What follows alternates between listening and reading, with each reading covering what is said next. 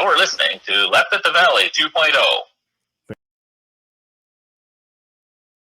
All right. I'm not doing it. Tell him, Doctor. This plan is insane. Oh, come on, son. It's a quick mission to Earth. It's a suicide mission. Now, gentlemen, what seems to be the issue? Doc, he wants to send me to the Earth and get crucified. It's not that bad. You get to wander around for a while, give some speeches, do a little magic, and boom, you become the most popular person ever, even more popular than the Beatles. Doc, what he's neglecting to mention is that they are supposed to torture me and kill me. That sounds like a rather unnecessary complex plan. What exactly is your end goal? I'm doing this in order to forgive them. What? Yeah, they ate my favorite fruit from my favorite tree. Someone has to pay. Well, why not just forgive them? I know, right? It's insane. He's the one who put that dumb tree there anyway. Look, I work in mysterious ways. Odin has a spear, Ganesh does his elephant thing. I'm the ninja of gods. I disappear in the background. Yeah, karate chop. Jehovah, ever give a thought that this species of primates might not get this motivation? Or what you might do to the relationship with, or what it might do with the relationship with your son? Yeah, Mom would never make me do this. That's because she's like 12. I can't stop you from enacting this ridiculous plan, but I urge you to reconsider. This is not going to make a good story, nor will it shine a positive light on your character. Oh, come on, give the monkeys some credit. It's not like they are going to start ingesting deworming medicine just because they misinterpreted my intentions. Give them some credit, Doc. Anyway, I'm going to go get a mojito and wait for you in the car. Great. Now I've got to do magic for desert dwellers? Not for, like, the Chinese who are already doing some science? No! I've got to impress the blood sacrifice. Where does the sun go at night, people of the desert? I'm sorry, Jesus. Have you perhaps considered atheism? I can write you a prescription.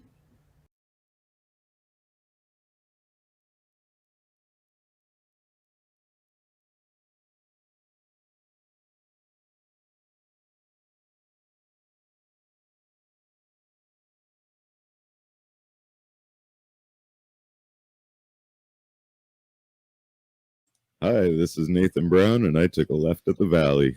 I know we shouldn't have to scream that we're atheists. You know, we don't have non-astrologers and all that. But with the religious people taking over the world, I mean, we can either speak up or be pushed into a corner. I'm proud to be an atheist, a skeptic, a non-believer, an infidel, a heathen. I call it how I see it. I say it's ignorance and you just call it faith and unsubstantiated claims. That's something to be ashamed. I'm an atheist. Coming at you from sweaty BC, Alligator, Florida, and Coat Hanger, Texas, this is Left of the Valley 2.0. My name is Kevin, and the U.S. is now 52% vaccinated and 23% dewormed. There we go. Joining me as usual is a team that will tell you that most bobcats are not named Robert. If she had a penis, she would fling popcorn from her right into her mouth. Sabrina. Hi. He says when life gives you melons, you might be dyslexic. Brett Lee. That's right. And he wants to know why nobody predicted the Taliban would take over Texas. Benjamin. No way. Don't worry, it's not just abortion laws that can also now carry a concealed handgun without a license. Oh, that's great. And nobody forced you to wear a mask. It's a great state to live in. Welcome back. And this episode is brought to you by a noble spirit and beggars the smallest man, a perfectly crummy statement, one of our patrons. I love the name. And you too can become a patron by going to patreon.com/LATV and encouraging reference. Guys, thank you so much for being here with us. And today we'll be talking to Steve Grumbine of Modern Monetary Theory. That's in the second half of the show. But first, as usual, let's do our usual chat. All right. Guys, apparently, did you guys know that Joe Rogan has COVID? Oh, What? go Yeah. figure. Yeah, Yeah, it gets better. the popular YouTuber apparently caught COVID while he was going to guess where? Florida. He went to the show in Florida and he caught COVID. Sorry, y'all. He took to the airwaves to also say that he took ivermectin and other drugs, hmm and now he says he feels a bit better. And I'd like to point out that one of the drugs that he took is only available because it's been approved by the FDA under the same emergency approval system as the vaccine. He also took, That's the only reason. So he's willing to take this drug that was under the approval, but not the vaccine. what I find interesting about this, he took the dewormer, which of course doesn't help a thing with COVID, but No. the proponents of the dewormer are using him as an example, because also he took things like monoclonal antibodies. This is what I'm talking about. That will help you your immune system. That's been tested and approved. That's actually what made him feel better. Yes, but people are see he took the dewormer and now he's feeling better. Yeah. So Ignoring he it, might be the most popular YouTuber out there, but I'm sorry, he's not the sharpest knife in the drawer. Nope. I'm really not a fan. No. I mean, he's just asking questions, really. Yeah. Yeah. So yeah, it's gonna be interesting to Sad. see where it goes, but unfortunately, it's not helping us in the fight against COVID. No.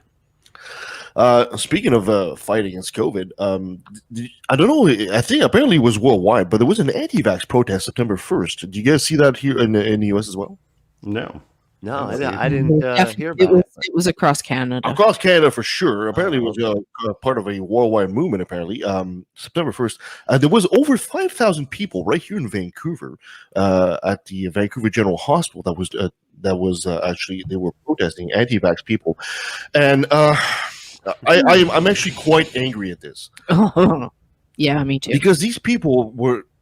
If you want to protest, that's fine. You protest in front of a political building, Yep. the Vancouver Art Gallery. Yep. These people were protesting in front of the hospital, They creating were a lot of blocking noise. parking spots. They were blocking ambulance access. Mhm. The ambulance and the paramedics couldn't even get into the hospital because of these idiots. They were spitting on nurses. There was some violence in a hospital in Nanaimo as well. Some of the Mhm. paramedics and nurses were attacked.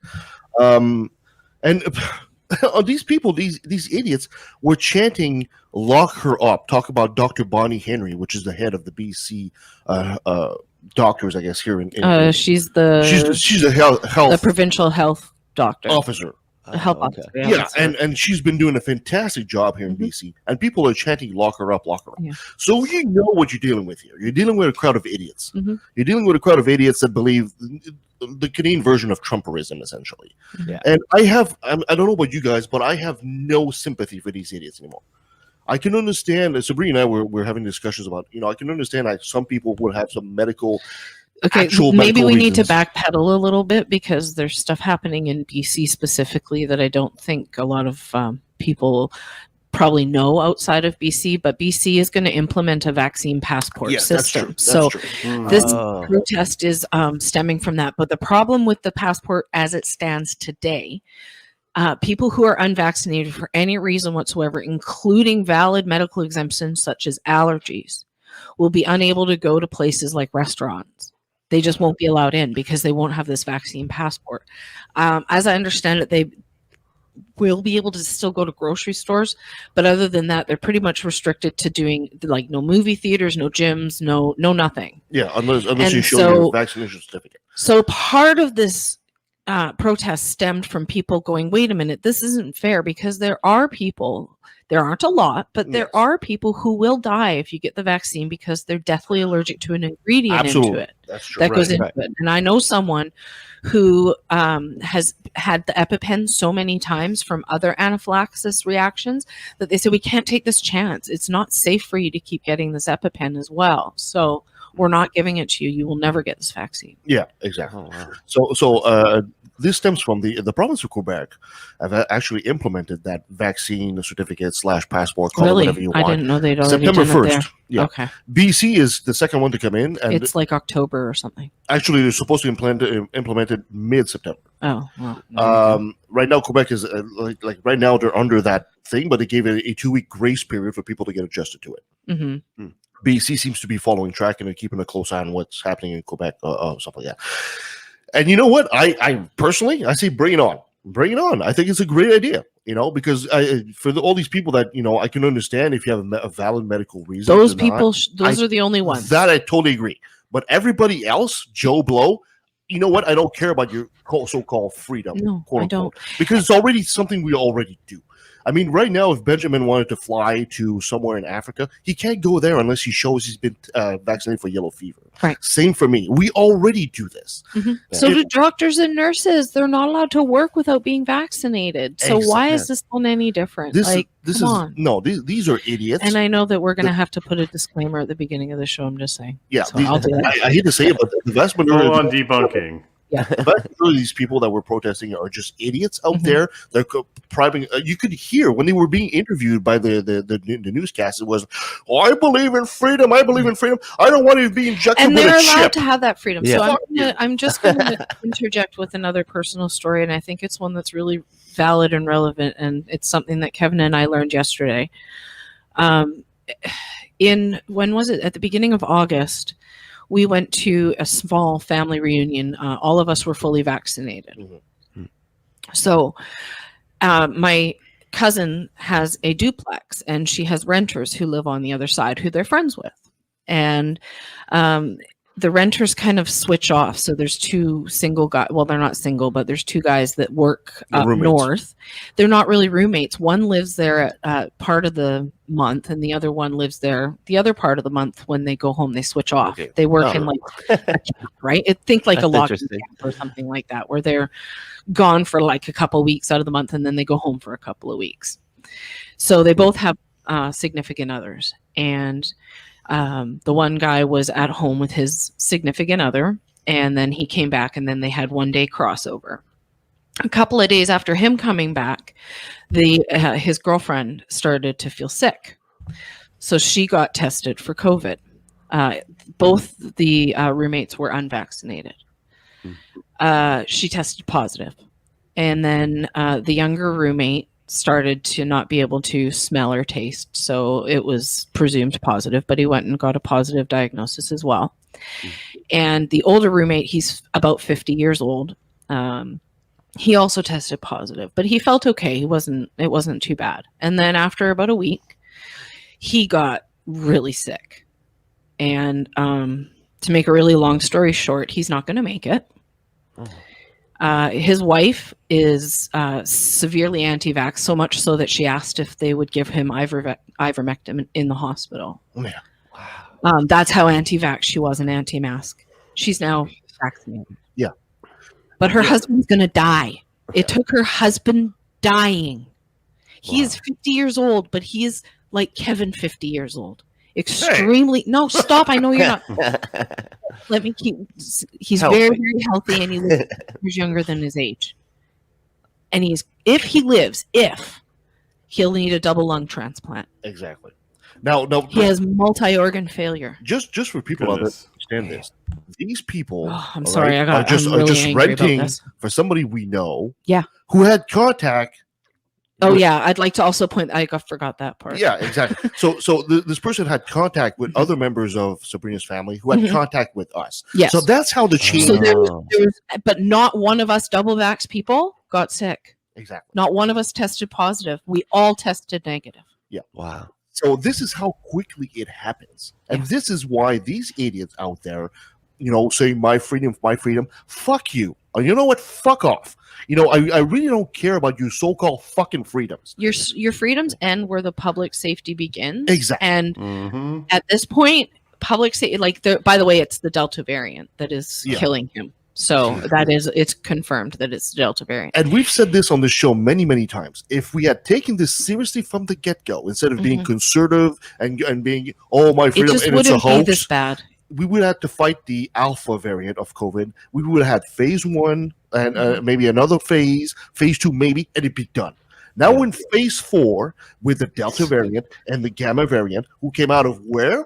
Very conservative countries who didn't take this seriously, and it's not done. We're probably going to have a phase 5 and maybe a phase 6, and who knows how long we have to fight this because of morons like these. Yeah.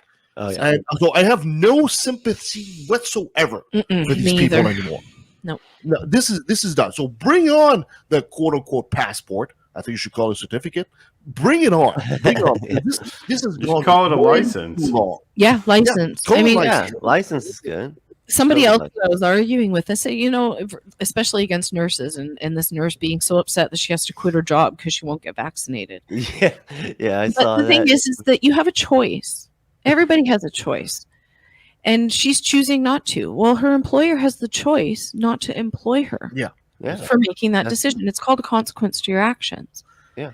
And it's like, if you're a cop, do you have to pass a criminal record check? Yeah. Yep. I'd If you imagine, don't right? want to, can you be a cop? No. No, exactly. But you don't have to. You don't have to submit to the criminal record check. You just can't be a cop. We need Right. to Well, yeah, Thing. but that's baby these idiots. but that's because the people that are saying my freedoms, what they're really saying is my privilege. Yes. Exactly. Yeah. Exactly. You know, So we need to really stop babying these people, and the politicians need to really stop, pussyfooting around with, oh, we might get them angry. No, it's enough. It's I don't enough. care. The species is at risk here because of this idiocy. Yep. Yeah. So you're gonna wave your flag and say freedom all the way to your death. Fine, if you want to do that, fine. But the rest of us need to move on. Yeah. Anyway, moving on. Let's move on. Speaking of moving on, Moving on. Other bad Very news. Other bad news? Yes, I'll get no. nothing Oh, man. oh Kevin, what are you doing to me today? We'll lighten it up with some Well, other Ben, fun I stuff should say, what after. the hell are you guys doing to us today? Since abortion all passes? Oh. What the hell's going on down there? Yeah. Yeah. By the way, if you ever need somewhere to go, I'm just an email away. I will house you. I'll take care of you. Whatever you need. So the Take you to any random appointments you might want to go to, right? Sure. We could Sure, just. I'll drive you around town. I don't care. I'll show you some great sites. yeah, you guys can have an abortion Yeah. up here. So this law outlaws That's what abortion you're saying. after 6 weeks. 6 weeks. That's just impossible. Now, I'm sorry. to give you an idea, because this is the problem. When you think of the Christian right, they think, oh, they're killing a baby. They're thinking a fully formed baby. It's not a 6 weeks, baby. it's the size of a grain of rice. Yeah. It's Okay. a clump of The cells. size of a grain of rice. You could kind of make out kind of the shape of a head, and that's about it. Okay, Yeah. that's about it. So most women don't even know they're pregnant at 6 No. weeks. Only No. the ones that know, let me just interject here, are the ones who are trying fucking hard to Yes, get the ones that are pregnant. trying to get on. Yeah. They're doing pregnancy tests like 7 days after their like peak ovulation, which is way too soon. And then they're like staring at them going, do you see 2 lines? I don't know. Do you see 2 lines? Oh, can you like Photoshop this? Can you find 2 lines? And I am not joking you. This is absolutely real. So this is an absolutely ridiculous law, and it will just do nothing but cause. Oh, it gets That's going to better. cause trouble. So, Yeah. but side note here, if you think you might have become pregnant, you can easily pre-buy Plan B off of Amazon for only a few dollars. Have it in case you need it. Good Just idea. saying. Yeah. Anyway, And the Sorry, the keep law going. gets better and better. There are no exceptions. No exceptions for rape or incest or anything Nope. like that. Mhm. So now these kids in Texas, they can't be forced to wear a mask at school to save their life, but they can be forced to have a kid. Yeah. This an is- 11-year-old could and be. the worst thing about this law is it puts a $10,000 bounty on anyone who assists. So it's going to become a witch hunt. Although I heard there was this like website that was put up to like report Yeah, like people. a snitch line. And it got posted in a lot of places that kind of help spam it and crash it. Oh, yeah. Yeah. And I also heard that perhaps the site that was hosting them was going to pull. I think it was GoDaddy was going to pull. GoDaddy, them. yep. I don't know if any of that's verified or true. The appalling thing about this, if you go back a few episodes that we had Andrew Torres, and Yeah. he talked about this, Yeah. and this is coming true. What he I'm predicted so is sad. actually coming true. So the thing is, SCOTUS, the Supreme Court, decided they refused to hear the case because it's blatantly unconstitutional. So they Mhm. kind of gave him the green light, Mhm. right? So this is a problem. It was a 5-4 because there was an emergency injunction that was applied for at SCOTUS, and they basically at 5-4 decided to no, we're not going to hear that case. I wonder why. Yeah, I wonder why, right? This is where politics come into play yet again because Yeah. this is the result. This is what she was warning us about. Yes, you And can do we go know back all the what way- she I'm You talking can about? go all the way back maybe? to HRC Hillary, and she Her warned too. us about this, and that's I exactly was more talking about our good old friend Ruth, but it. yeah. Ruth Bader Ginsburg, yeah. Oh, absolutely. Um, This is what she was warning us about. The problem with this is, although the President Biden came out and actually lambasted the SCOTUS decision, the problem with this law is also, it's designed to evade federal court. because it allows citizens, private citizens, to sue. In other words, if I take somebody in Texas and help her by driving her to a clinic, any snitch out there, and they're looking at this point, Oh, of course they are. can sue me, and will get a minimum of $10,000, and Yeah, and a lawyer's fee waived as well. Or You know they're probably going to start having like private eye organizations and shit for this. You know what I mean? I will bet you $100 right now. There's You give Christian me 10%, organizations I'll right find now, it. and that's all they will do. They will just go and check and just try to snitch on anybody. This is an easy thing. I can go to court and make 10 grand just by saying, "Hey, this woman's trying to have an abortion. I'll sue her." Anybody can do it now in Texas. So should we fake them out then? Like, let's get a bunch of women to just go in the clinics and sit there for the amount of time the abortion would take, and have someone come pick them up when it's over, so that they report them for it, but they never actually do it. So, yeah, what happens if it's like a false Waste their report? time. And it's a waste of time. Do they get like some sort of nuisance fee? Let's do it. The courts are going to get bogged down. You can- It takes forever for things to happen. This is I gonna know. I'm really This sad. is going to be a nightmare in no time. Yeah. If you want more details about this, because of course we talked about this, but if you really want a deeper account into this, we need to. I recommend you listen to Opening Arguments with Andrew and Thomas Smith, and they really delve deep into what this law does and how it happened. So I really recommend you listen to that, and it gives you a much better idea of. Do you have some links too that maybe we can throw up in the show notes? Well, sure, we could do that, but it's Opening Arguments. It's a very popular podcast. Everybody knows I know. it. So perfect. Not everybody. So I feel really, really bad for Texas, and now, of course, now that the first one has been thrown the pebble, the ripples are coming. Yep. Florida is announcing they will do a similar law. Of course. Right? And you can just imagine that Alabama, Mississippi, and all these West Virginia, all these states are just going to follow suit. So, and of course, as Andrew predicted, Roe v. Wade, they're supposed to do a case that will basically ground themselves on the merit of Roe v. Wade, and this is supposed to be happening in spring. So we can pretty much confidently predict that they will gut and basically destroy Roe v. Wade by spring. Oh yeah. So for women all over the states, this is an incredibly dark time. Incredibly dark. all this is control. Oh, This has absolutely nothing is. to do with pro-life. This has nothing to do with pro-birth or pro-choice. This is about controlling women's bodies. Yep. That's all this is, and I am so very sad So for all my neighbors in the if South. our American listeners start to think that the country is starting to look like the Handmaid's Tale, It is. it is. Yeah. It really is. I'm so sad. It is extremely sad. So hopefully there'll be enough constitutional changes and challenges to these laws. I mean, if I was Joe Biden, I don't know why doesn't he just do? I know. Correct me if I'm wrong, Benjamin, but even every state gets like some federal funding from the federal government, right? Oh yeah. So if I was Joe Biden, Most. my first thing off the bat, I would say, you know what? I'm going to bring buses and bus these women across to a state like California, and I will charge that. I will deduct that of all the federal money we give Texas, and I would just charge that. And I would say, "Fuck you! We're doing like an air transfer. Call it what you want." It's like you guys are blatantly going after women. We are going to help women, and we are going to charge you, and you're not going to get that federal money from the government. These challenges have already been made here for other reasons, where they tried to pull federal funding, and they can't really do that. Of course, but it would take so much more informed than myself to be able to understand the ins and outs of the law there. But there's got to be something. I mean, in the past, you had presidents in the past that would send the National Guard to defend like a factory.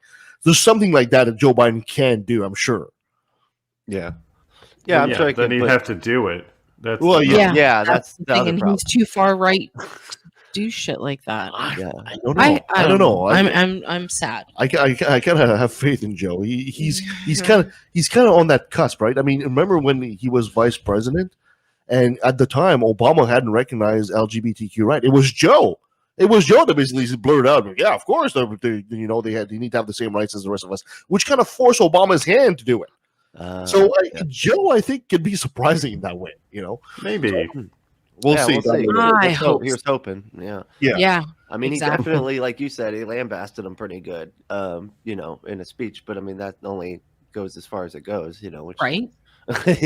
Exactly. So anyway, hopefully it's not the end. I mean, I've said this for many times on the show. It's like it's incredible how the U.S. with its secular constitution is like one step away from becoming a full-fledged theocracy. I know. It's really amazing. And here in Canada, which we do not have a secular constitution, there's actually an appeal to the deity in the constitution itself, yet are a much more secular country than the U.S. It's just an amazing world we live in. I don't know. Yeah, I thought. Oh, never mind. I'm thinking something. So, also about the abortion thing, I have heard, though I'm not 100% sure on this, that the Satanists, yes, if you're a member of them, they have freedoms that allow you to have these abortions or help provide them. So there is a possible loophole of joining up as a Satanist and then using your religious freedoms. Yes, that's a great way to convert a bunch of Christians. I love it. Their quote unquote faith, the Satanists basically say you do have a right to an abortion as a Satanist, so you're impeding our religious freedom. That is the gamble they're doing right now. How incredible did he have to do this, though? I know. Right. Bad, but I really hope that that's something that provides something for these. I hope that loophole works. Yeah, me too. There was a case, I think it's in Ohio, of a girl who, I think Ohio's got something similar or working on something similar, or maybe she was in Texas. Anyway, sorry. I know she's 11 and she was pregnant through rape and was being denied an abortion. Yeah. Wow. It's wild. And that's not okay. It is not okay, like you said, to allow your child to not wear a mask at school, but not allow that same child to have an abortion when they've already been traumatized by rape. Yeah. And there was somebody who had run for city council who was not only apologizing for the rapist by saying it was not forced and she was a runaway. Oh, was that Jesus? Jesus. It gets worse. That they shouldn't call it rape because it was not forced. They should just call it molestation. Oh my God. What? He was 26. Oh, 26. God. He raped her. You don't get pregnant from molestation. You get pregnant from rape. Exactly. She's justifying it because it was non-forced. So this is by calling it rape, it was minimizing rape for actual rape victims, and that's just not true. She is a rape victim. Yeah, right. She's 11. Oh my God. That's sick. What is he gonna say? 26-year-old, 11-year-old came on to me. Yeah, come on. They basically said she was okay with it and wanted to be in a relationship with the 26-year-old. Oh, come on. That's grooming. Yes. They make it seem like it's okay, even when it's not okay. It's not okay. If It's they're not of okay. age and you're having sex with them, it's not okay. And that little girl deserves to be protected by not having to be forced to have a baby. Now, I believe they did allow the abortion for this child. Thank fucking God. But now there's an 11-year-old in Texas that's just not going to be able to do that. And that's not fair. Yeah. So, sorry. Oh, my rant's all over. right. Moving on. I'll put a trigger warning before that too as well. You got a top 10 for us? Do I? I sure hope so. I do, and it's a lot lighter than this. So. Okay, good. Let's change the tone. Yesterday, we were blessed to be able to go to a wedding because we were double vaccinated and it was outdoors. And thankfully, the weather held off and it didn't start raining until after the bows. So that was choice kind of of word nice. here, saying we were blessed. You were blessed by vaccines, by the vaccine gods. I don't think of that as a religious word. So Blessed by the power of science. There you go. Yeah, there we exactly. Well, that's really actually what I meant. So there you go. But anyway, it got me thinking. So I decided I'll do a top 10 of the strange wedding traditions from around the world. Dang it, I thought you were going to fun. do top 10 reasons to not get married. Well, I'll save that one for Top another 10 day. petty reasons to not get married. Maybe. I didn't have enough time to research that. There are some really crazy traditions out there, so it Top was 10 fun to pick from. Weird wedding traditions. Yeah.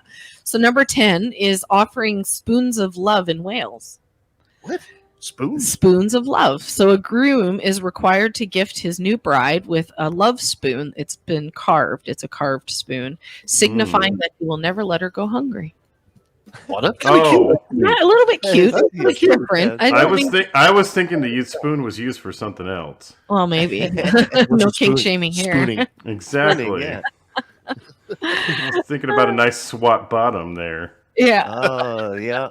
That's why it's a Maybe wooden if spoon. it's big enough. That's why it's a big hand-carved wooden spoon. Come on, let's be real. Kind of cool that you have to carve it yourself. Yeah.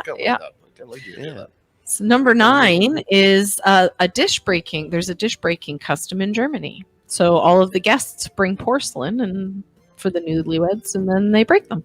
They just kind of all smash them together in a great big pile. It kind of sounds like the tradition of smashing a glass. Don't they just jump on the glass though, and that's Yeah, the bride and they- groom? I This is think they like would I just saw a wrap it up. picture of it, and all of the guests are standing in a circle, and there's just this pile of broken ceramics. They're just going wild and just throwing And shit they're in like- there. I think like after is it which meal where they throw the dish in the fireplace?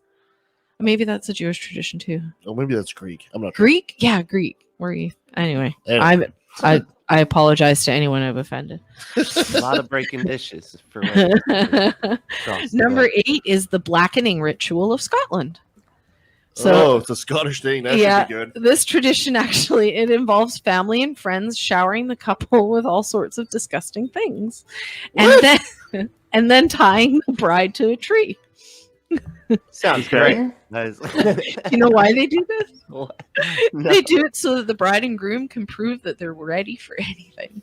Oh God! That's it. All right. Excuse me, y'all. I got to call my wedding planner. Yeah. Right? So when you said to shower her with anything, is Like goop. Okay. Yeah, guts. Probably. I didn't brought look scorpions this time. What do you guys think? Yes.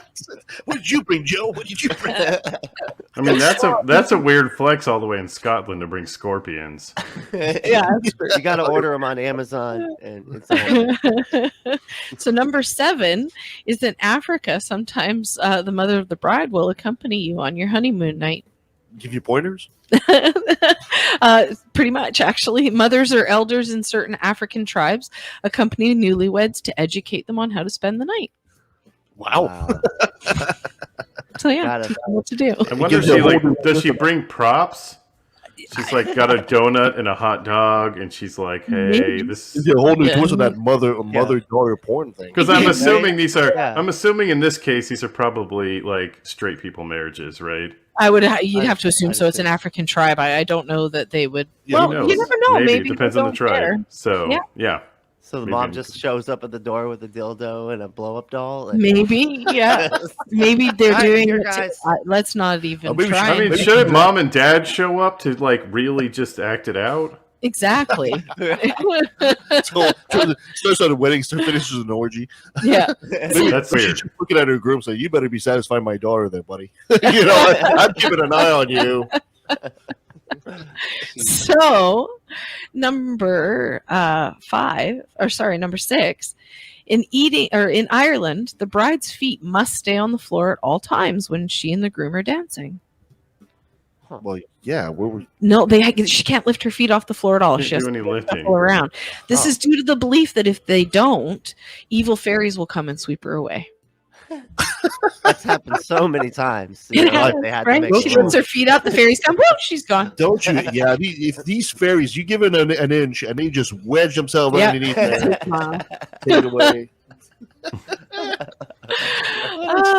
Number 5 comes from South Korea, So hold on, going back to that Wait, last one there. Uh-oh. Where'd you say it was? Ireland. Oh, it's white people dancing. That's why. Yes. Yeah.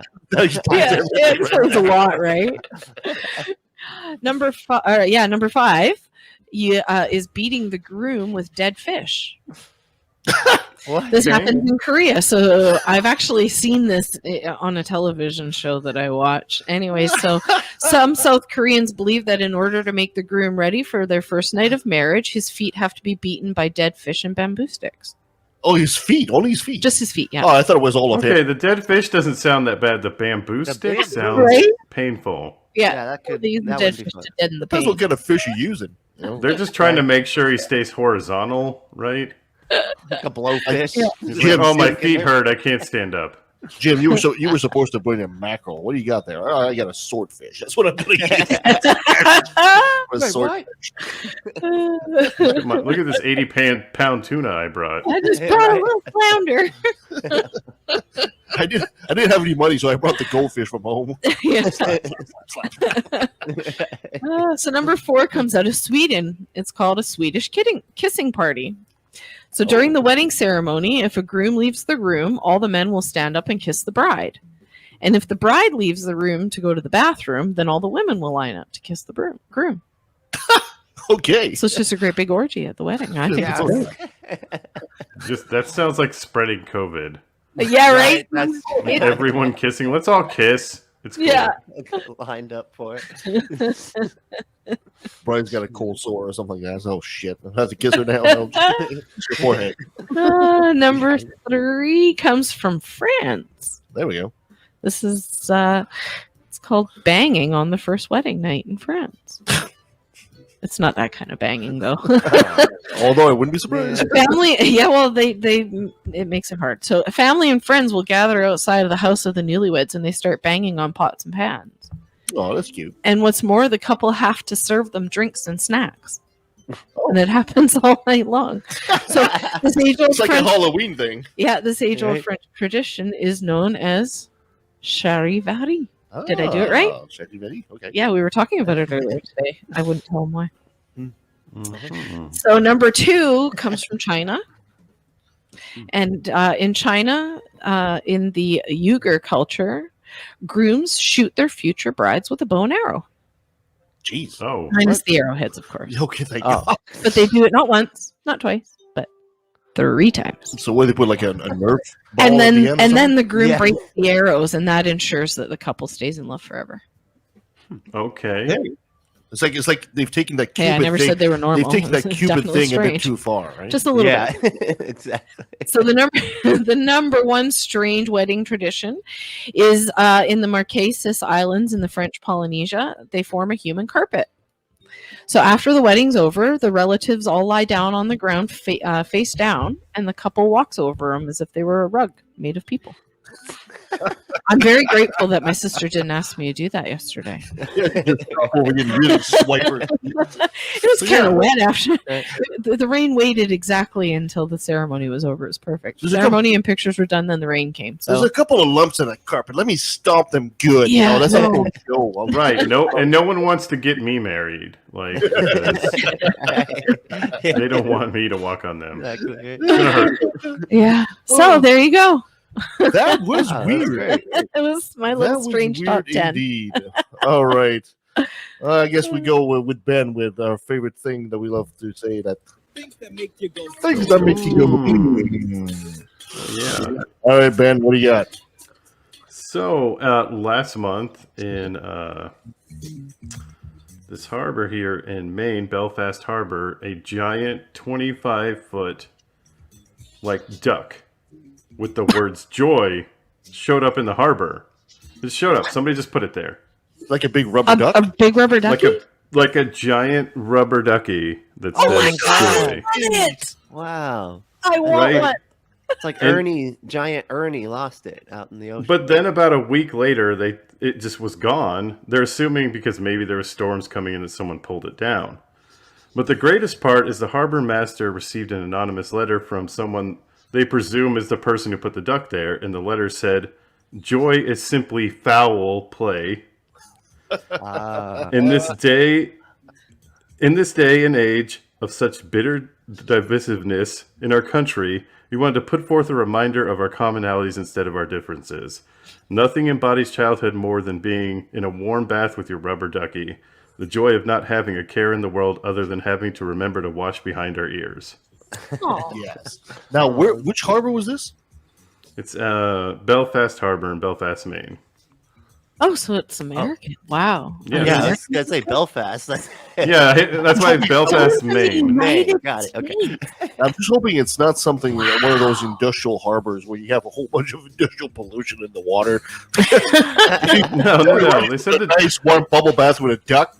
that kind of harbor might not be the right one. You ruined the awe moment. Well, it was just the moment of this giant duck to remind us of that joy. I love it. That's a great way to Robert remember- Ducky, you're you're the the one. Right, and it said joy real big across the front of it. It's super cute. Like, Have you ever seen the comedian that does a skit about rubber ducks and the pranks that he plays on his roommates? So his whole skit or whatever is he's got photos of what he's done to his roommates, and eventually he fills the entire house with rubber duckies and gigantic ones like that. Not obviously that big because I don't think it fit in the house, but yeah, I'll have to find it for you someday. It was hilarious. yeah. If I was an eccentric I've billionaire, I would totally have a couple of those. Me too. Just plop them all over the place, Oh yeah, if I was a billionaire, I'd be doing all kinds of random nonsense. I would have a hot air Yeah. balloon shaped like a rubber ducky. Ooh, that'd be kind of cool too. Yeah. I want to go on a hot air balloon ride one day. Fair that's enough. a bucket list item. That'd We'll be get fun. that done. Thank you, Benjamin. Very impractical. Oh yeah, Impractical. little cute for our day, right? Yeah. All right, Brent, you got another brilliant moment for us? I do. So another brilliant moment brought to you by our nation. Yeah. So Dave Dobbenmeyer's back. Oh, Good old Dave, Coach Dave! Yay! Coach Dave. Oh yeah. Oh Coach man, he Dave, just not a coach. Not a coach. No, not a real coach He at all. coaches us in the ways of Christ. need Thank that. you, Coach Dave. What would I do without you? Exactly. Yeah, Jesus coach. Yeah. But yeah, so he came out just recently. There's a clip of him basically saying, "I'm raising 100 million for a new group by calling companies Antichrist." We've got the clip, Brent. We have the clip here. Hold on, Should- hold on. Should we just play the He's clip? calling companies Antichrist? Let's. Should Yeah, we you play see, the clip? yeah, you got to see it. It's Okay. really All right. Let's play the Play the clip. clip. All right. Here we go. Oh God. Here we go.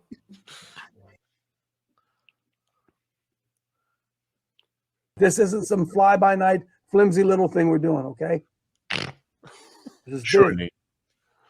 And one of the directions we're going to go as well is we're going to find out everybody that gave money to BLM. Every major business donor that gave money to BLM, and we're going to go ask them about their Office of Diversity. Aren't Christians diverse? You're giving money to BLM? Are you giving any money to any Christian causes? Are you guys anti-Christ? Aren't you guys are Christians part of the diversity plan and the diversity movement? We're going to badger those folks into funding our wars well. That's our plan. We're going to put this money in the hands of warriors. And I'm believing that 30 days from today, we're going to have $100 million. The left will never know what hit them. Yeah, so basically he wants to go to companies and be like, since you're all in support of, victims for people that, cops kill, you better be in support of Christians. I mean, Christians are so poor. They so don't have any money. Please, somebody think of the poor Christians Who will only have $100 million Yeah, no. in 30 days. Going homeless and walk into a huge chunk of Christian churches and ask someone for help. See what help you get. Yeah, Right? yeah, exactly. And then after that, stop at a Sikh temple and ask them for help and see what happens. Right. Yeah. Why? Juxtapose that. Why are these Christians so hellbound on Black Lives Matter? I know. They I are- don't understand. It's like They hate you want to know what the definition of, because I know Christians love to think of themselves as being persecuted. That right there is persecution. When you're going after a specific group for a specific reason other than them being black. Yeah. Really?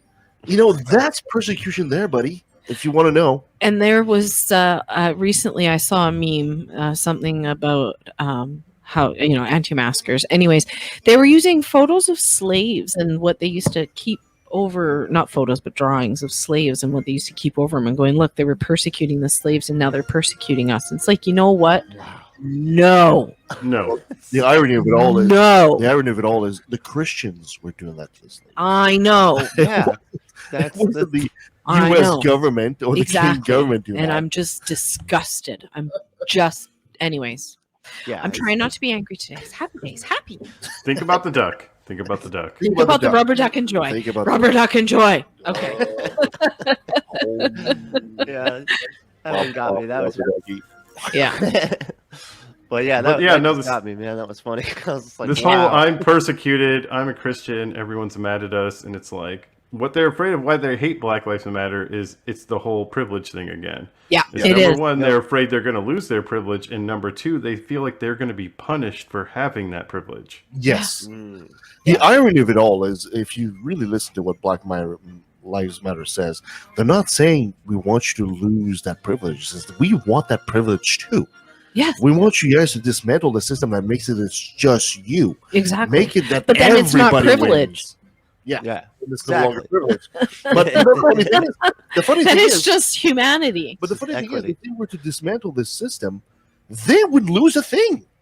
Yeah. No, Not like we'd actually probably all gain from it. Yeah, it's not like Yeah, somebody but would they- say from now on all the white peoples cannot get mortgages. Nobody's saying that. No, not at all. Nobody's saying that. Nobody's ever said that. Nobody's ever said from now on, we'll just search more white Christian houses for drugs. Nobody said that. Yeah, exactly. Absolutely nobody said that. All they've said is stop searching black houses for that. Try to give mortgages to black people too. That's Stop all just it is. assuming that because the color of my skin's a few shades darker than yours, I'm committing a crime. Exactly. Right. And they That's just can't get that into their head.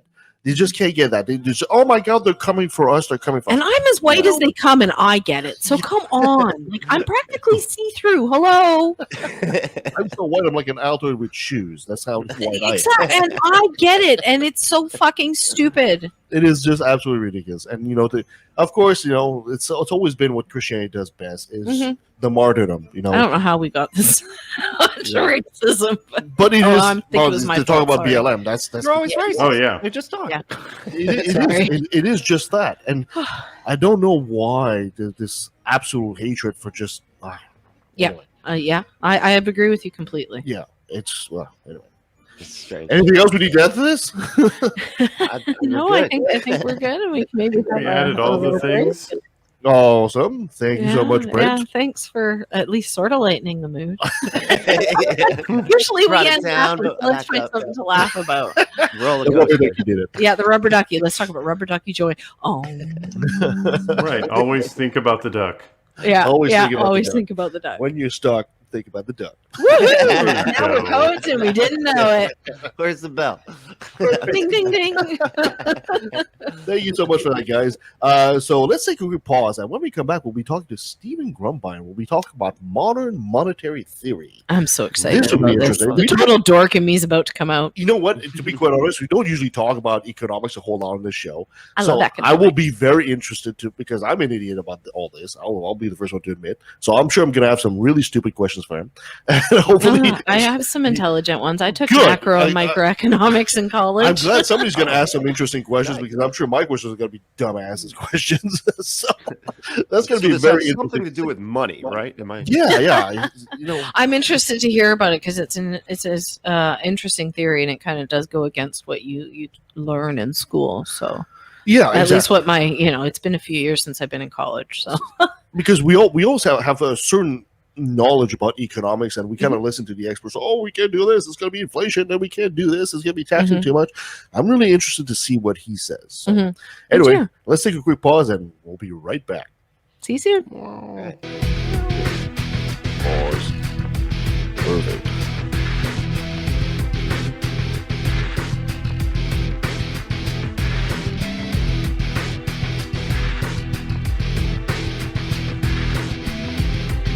It's where atheists gather. This is LATV 2.0.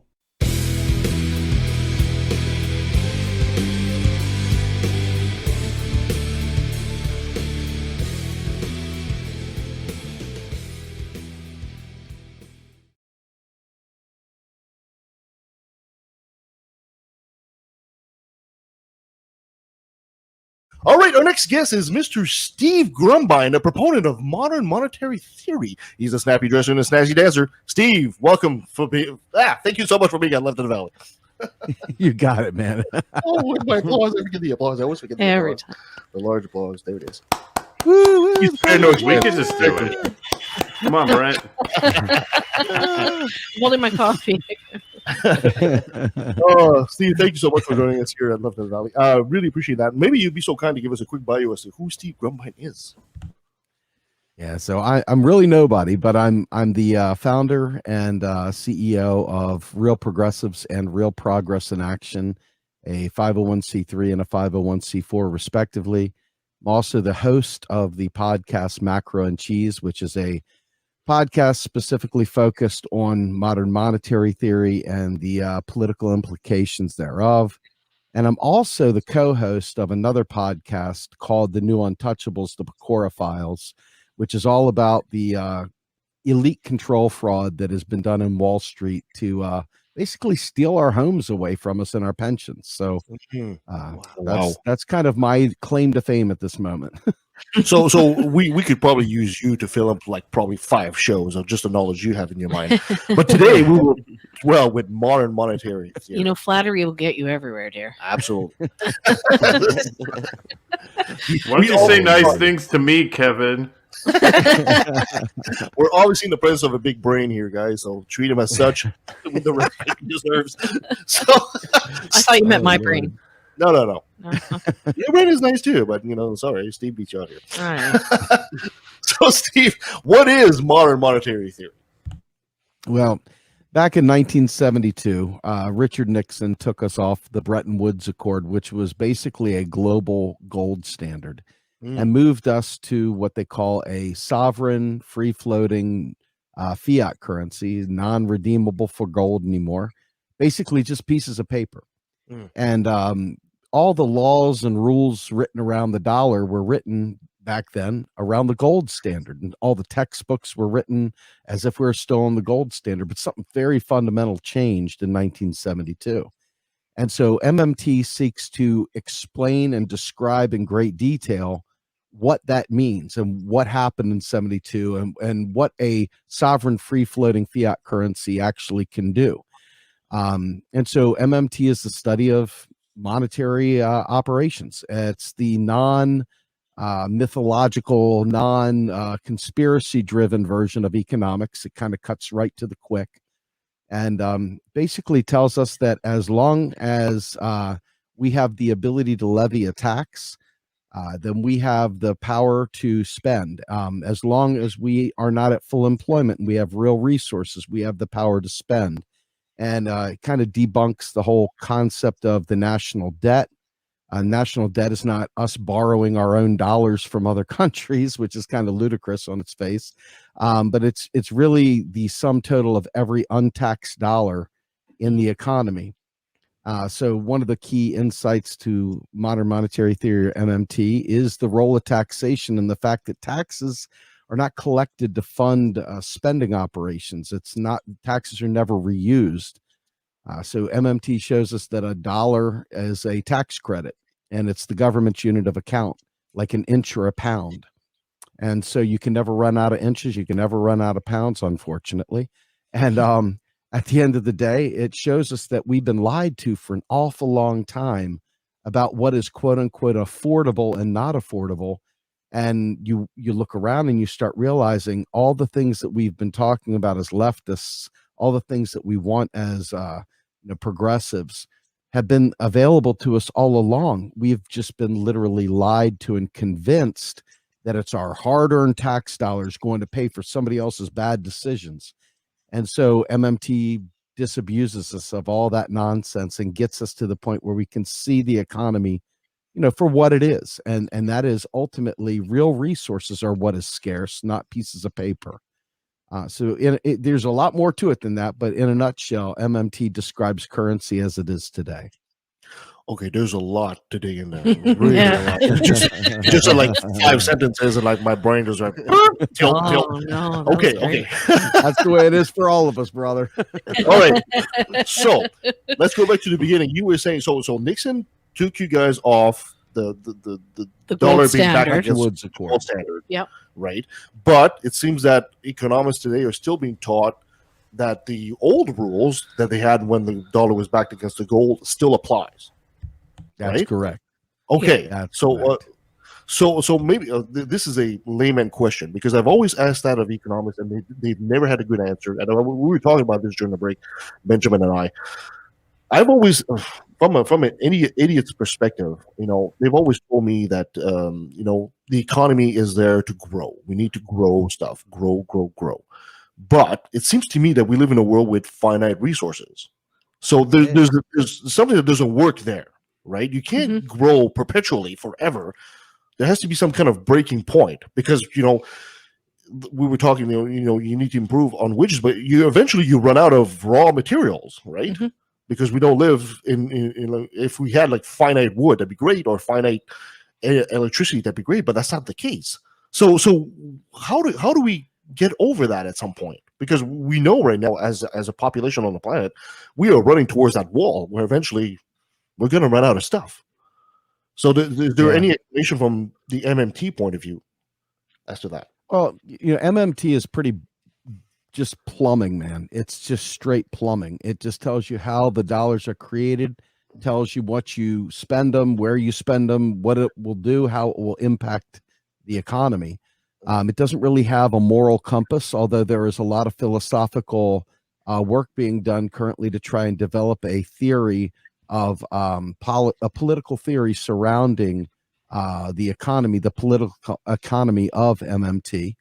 But ultimately, you see this happening with Republicans and other right-wing, political parties around the world, where they can spend to infinity on the military and so forth. Yes. But reality is that the real resources, the productive capacity available to us, is really the kind of like that wall, right? That's when things start getting dicey. You oftentimes hear people talk about, we're going to print money, we're going to cause inflation and stuff like that. And this pandemic kind of showed us that when your supply chains aren't keeping up with demand, when your toilet paper needs are outpacing your pooping, and so forth, that right there is a real honest to God supply chain breakdown, and that can drive prices up and so forth. But the real resources are not just, oil and stuff like that, because we can always do green energy. We can flip around and we can use something else. Every time something runs short, we can always repurpose something else. There's a million ways of doing things. And what we're doing today is the most unsustainable way of producing a society. I mean, from using petroleum products in absolutely every single thing we produce, to, stripping forests and basically robbing the earth of its lungs. We see massive climate change. The impacts of that we just felt with this latest hurricane. And you can see as fires are breaking out across the Pacific Northwest and even the Arctic underneath of the frost, all that moss underneath that, there's zombie fires going crazy. I mean, climate's on fire. I mean, and that should be an indicator that maybe something's not right. So when you talk about, hey, everything's finite, yes, it is. And it's very important to be, to conserve the real resources. However, the pieces of paper, they're absolutely infinite. You can never run out of inches. You can never run out of pounds. You can never run out of Canadian dollars or US dollars unless you politically choose to do so. So if you think about this for a minute, healthcare, right? Let's look at something very important to most of us, healthcare, especially in the middle of a pandemic. And if you don't have enough doctors, you don't have enough nurses, you don't have enough orderlies or gurneys or hospital beds or whatever, you're going to have some problems, right? Because now the real resources haven't kept up with the real demand. And so this is really what you're seeing, in society today. We're confusing that for, hey, we printed money and now we have inflation and so forth. But it's really a factor of the real resources not being there for purchase, and people are competing for those real resources, and it drives the price up. So when economists go on the radio, on a talk show host or whatever, and they talk about inflation, are they essentially lying about what really is the cause? Two things. Number one, they're either lying, which is my guess, or number two, they're just they've been taught out of Greg Mankiw's textbook, which is the standard econ textbook at all the colleges, and it's just full of shit. It's just full of shit. So they've been either completely led down the neoclassical path, or B, they're literally lying. And there's quite a few out there that know the truth that are lying. But to quantify which way that goes, I couldn't answer that. But I'm seeing some progress. I am seeing some people breaking out and starting to realize, oh, wait a minute, hold on.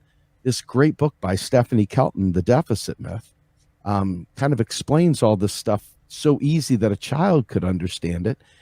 It's short enough read. You could read it in the airport and in the bathroom. So, there's real good information out there. And I think that it's a bottom up approach, because when you look at the way economics works, you have an orthodoxy, if you will. And that orthodoxy got there, took over the colleges and universities over the years. And it wasn't some, nice handshake agreement where they took over. There's a lot of violence involved in bad economics. A lot of people die when you get economics wrong. A lot of people starve to death. There's a lot of really, really negative consequences from that. So you would like to believe that these economists and politicians and so forth take the time to realize that by saying really stupid things, they get really stupid prizes like dead people. So it's hard to give them a pass, but I believe that a lot of them genuinely just learned from the bad textbooks and never unlearned it. And now their pride won't allow them to learn the way it really works. And I think that's kind of what we're facing right now. So inflation's like one of those big scary buzzwords that people like to throw around. They don't necessarily even really know what it means or believe it, but they're like, inflation bad. And everyone's like, you're right. So bad and scary. From the layperson's point of view, Benjamin, you're absolutely right. I mean, I can't really describe inflation. I could not. Somebody tells me describe inflation, I'm not sure what I would say, but I'm supposed to know it's bad. So I think you absolutely have a point there. But is inflation bad, or is it just excessive inflation that's bad? So good question there. So most of what we call inflation is usually what we call a relative value story, where some price has gone up, milk has gone up, bread has gone up, toilet paper has gone up. That's not inflation. That's a relative value story. And it's usually something to do with supply and demand, usually a supply chain deal. However, real inflation is steady growing inflation. It's consistently growing up, right? Across all prices. The entire price level goes up. That is inflation, okay?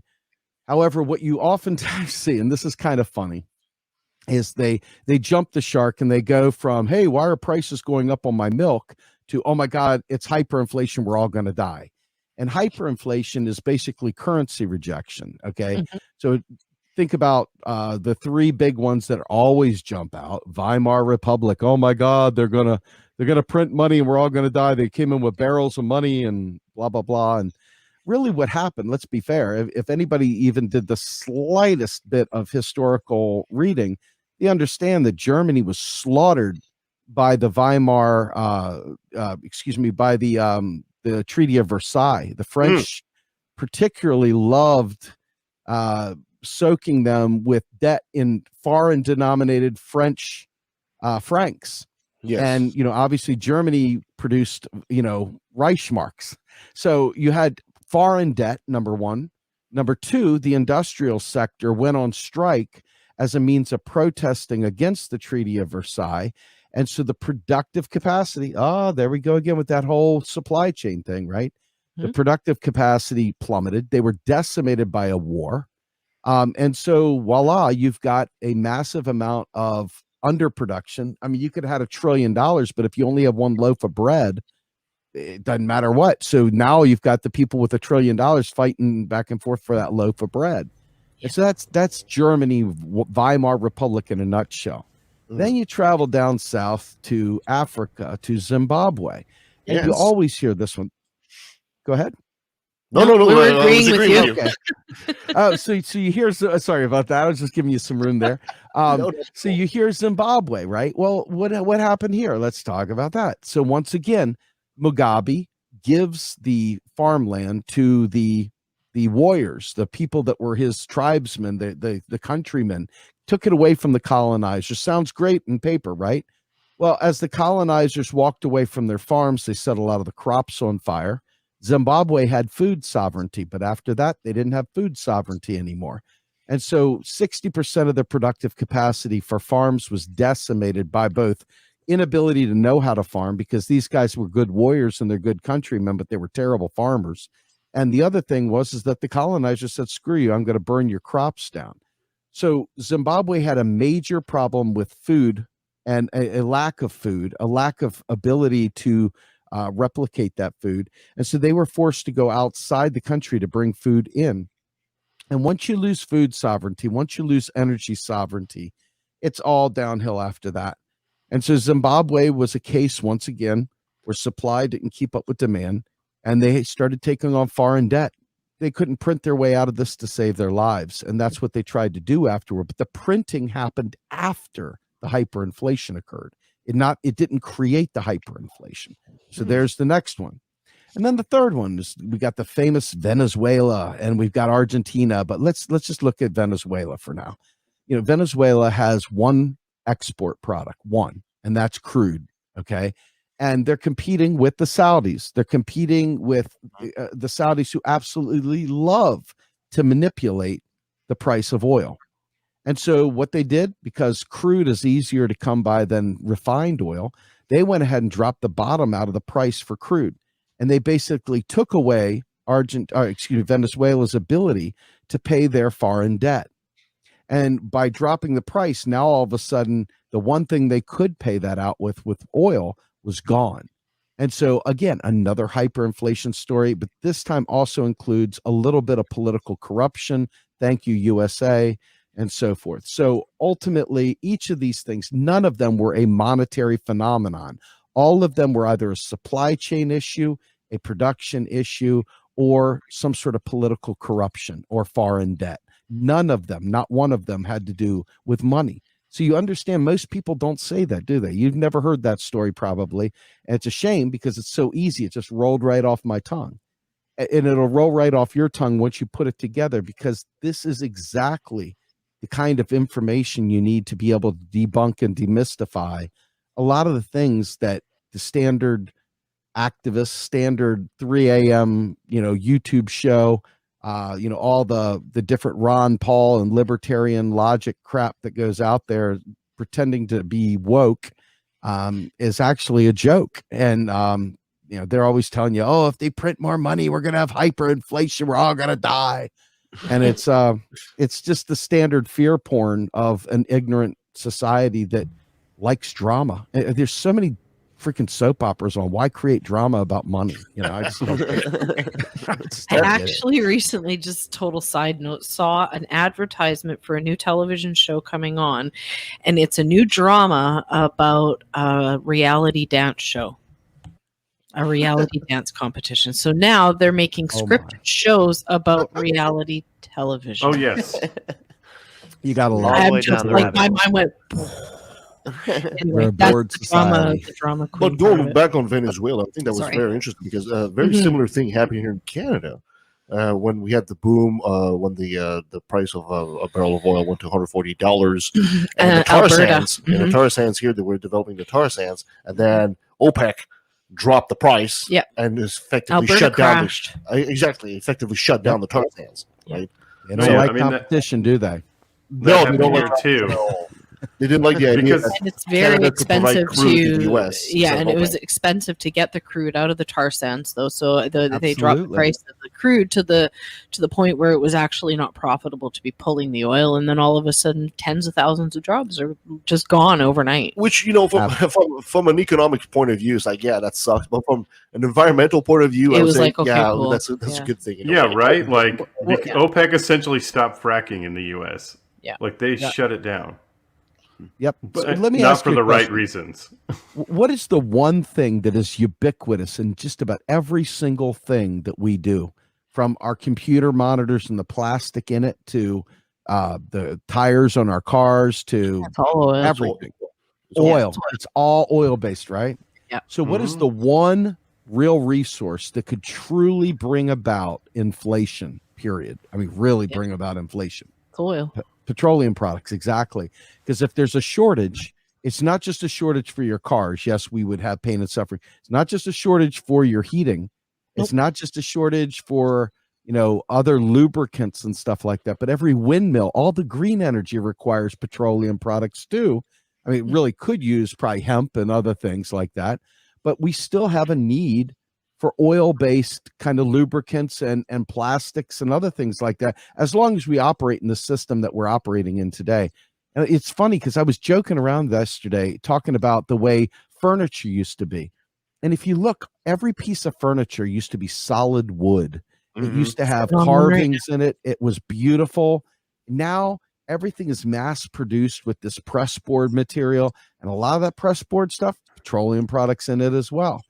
I mean, so each step along the way, we have literally pulled ourselves away from the kind of sustainable type building that we could do and pushed it to an oil-based thing. So we are literally one commodity away from real problems. Everything is contingent on oil right now. And that's no joke. That's not just the evil travel industry. That's also keeping us alive, warm, and everything else. So there's a lot going on here to unpack. It goes well beyond economics.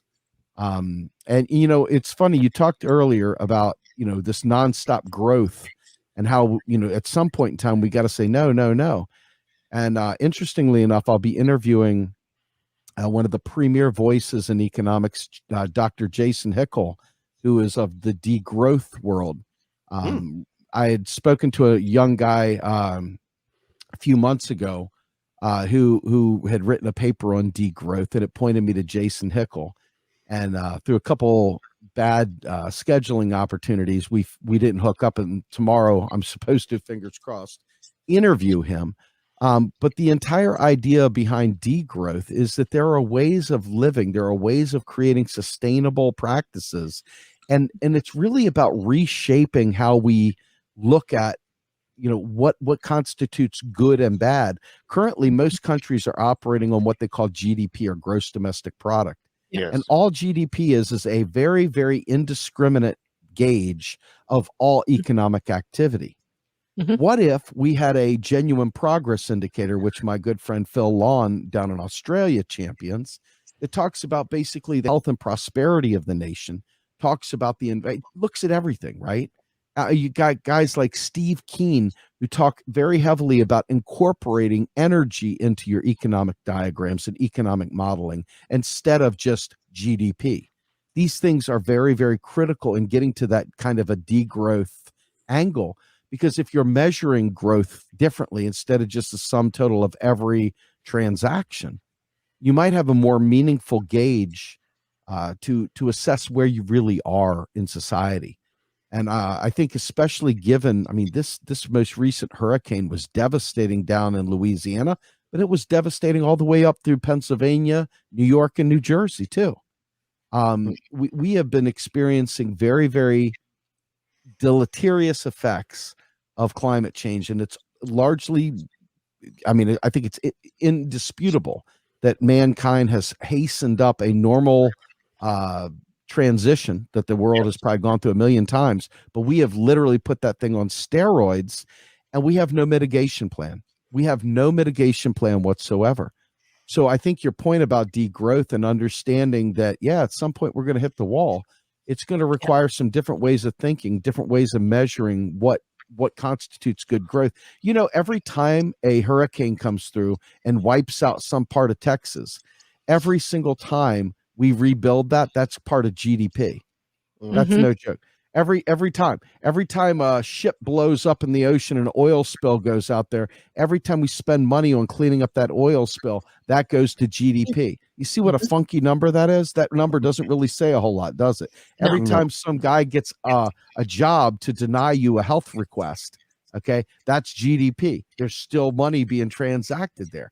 Indiscriminate, crazy. It's an absolutely useless measure. So I think that, that is a starting point to bring in some sanity to how we go forward in a sustainable fashion. It's going to be interesting to see, because from a political angle here, the word degrowth, I think, is going to be problematic, because people are going to see it as taking a step backwards. Yeah. So I agree. It's like I talked to him. I was like, "Do you realize this is like the worst marketing ever?" Yes. And they said, "Well, it's only secondary to calling it MMT, modern monetary theory, right? Because now everybody goes, it's just a theory." People don't understand that either. But degrowth was intended to be a shocker kind of thing. Yeah. It's intended to jolt you into a conversation. I didn't like it at first. I still don't like it if that's the angle we're going to market it by, but it definitely brings about a significant conversation if you understand what's on the other side of degrowth. Now, all of a sudden, you're throwing the breadcrumbs out. You're getting people interested. Let me ask you, have you all ever found yourself really, truly interested in economics? It's one thing to be interested in making money, but it's another thing to be really, really interested in digging into economics. If you have, that's great. But most people won't say that. Most people go, honestly, I'm a numbers person. I'm an accountant. So so you're the rare bird. Yeah. So it was part of college. And when I took, they start with macroeconomics and then they take you into microeconomics. It's all part of your first year classes. And I was fascinated. I was like, wait, maybe I should have been an economist instead of an accountant. Yeah, well, we're falling asleep. So yeah, I was fascinated by it. I still am. I think that there's ways to manipulate the numbers just to make yourself look good. So absolutely. I got to tell you, one of the things that's very important about MMT is the very job that you do as an accountant. Because what MMT does that none of the others do is we really focus on the accounting identities as well, from sectoral balances and stock flow consistent modeling to other things like watching reserve balances and how money is created and watching the flows through those like T ledgers, you can watch all the stuff go. Yeah, there you go. And so what ends up happening? Credits, it's accountant. That's it. And so when you watch that, you realize that MMT not only distinctly shows you the plumbing at an accounting level, really, really focuses on the accounting identities. And this, I think the most important thing that you will ever learn about MMT, and I hope that this, if nothing else I've said sticks, currency issuers and currency users are two dynamics that must be understood, and you will understand the foundation of all macroeconomics once you get that. When you look, everybody's got it in their head that the federal government borrows money from its central bank. But they don't. They don't at all. So in our world, in the U.S., Congress, Article 1, Section 8 of our Constitution gives the power of the purse to Congress. Well, Congress then writes a bill, writes a law. And then what does the Federal Reserve do? The Federal Reserve, with its little fingers, goes in there and keystrokes deposits into the Treasury's accounts. Keystrokes. They're not borrowing that. They're keystroking that into existence. The government doesn't have fat stacks of Benjamins laying in the back office. The government creates them every time it writes a bill. And then when it taxes, now, this is the key here, right? The tax is what gives those pieces of paper their value, because the government agrees to accept $1 for $1 in tax liability, okay? And that dollar is the government's obligation. That's the debt. A dollar is debt to the government, okay? Because it's agreeing to accept that payment for tax. So the government is, by definition, not only the monopoly currency issuer, but it's also the price setter, okay? So when the government spends that dollar into existence, it typically spends it to Halliburton or Northrop Grumman or one of these military contractors, right? But regardless, that's the point of entry into the economy. The dollars that you see in the Federal Reserve and stuff, those aren't real dollars. Those are interbanking dollars. They're reserves, and they're created to offset that T account where the liability is the dollar, the asset is the reserve. And once the thing comes back in payment of tax, it zeroes out. Just like when a government creates banks, allows banks, gives charters to banks, those banks are by definition public purpose entities. Until you deregulate them and say, well, we're going to have a hands-off policy here and let them run amok. So now banks who have a government charter to operate, to give loans payable in the government's unit of account. They don't get to create money in terms of like net financial assets. And this is for the accountant over there. The net financial assets are only produced by the federal government. The banks, they only can create loans, and loans create deposits. But when those loans are paid back, it zeroes out. It doesn't create a permanent entity in the economy. It's a temporary loan that zeroes out, and the only thing that the bank keeps is the interest that they've charged on that money. The bank just borrows it from the government and then gives it. They don't even borrow it. They don't even borrow. That's the thing. They Let's put it literally, they're given the opportunity to create loans in the government's unit of account. That's it. Yeah. So and, I've got so many. Well, and I don't know if it's the same in Canada or as in the. It's very much the same. Same in the U.S. as it is in Canada, but there's like the prime rate that the banks are charged by the government to borrow. That's all rules. That's all rules, right? That's all banking really rules and stuff. That's where I get the loaning from, because the banks are kind of borrowing at prime and then lending it to you at prime plus or Right. prime Yes. under. Sometimes it's prime under. If you're real good, you can get a mortgage that's less prime, but very few subprime mortgages. So let's see if I understood some of this straight. So when a bank creates a loan that's based on the government's currency, does it create a loan with the same essential value? If the government says basically we've created so much money, you can only loan out so much? No, the banks are not constrained by the amount that they're able to lend. There is some stuff. There are some rules, and I'm not going to get into this because this exceeds my ability to really get into the weeds the way you'd like to have me get into the weeds. But basically, they have very, very little that prevents them from being able to make whatever loans they want to make. They do have some rules about assets, and they do have some rules about the amount of assets they have on their books to back these things, but they are not reserve constrained. They can lend the money first and then go out on the open market and get the reserves to fill their account after the fact. There's no, these things are coming out of thin air. And there's no. That's how money gets created. I was always told that, for example, that like if you wanted to start a bank, you needed like at least like a certain amount in liquidity, and then you can loan out as a percentage of that. But you can loan out more than you actually own. Yes, they were saying that, but you needed still that liquidity to begin with, right? You need a certain base of money. Just remember that banks don't lend deposits. No. Okay, the money that you save at that bank, it doesn't get lent out.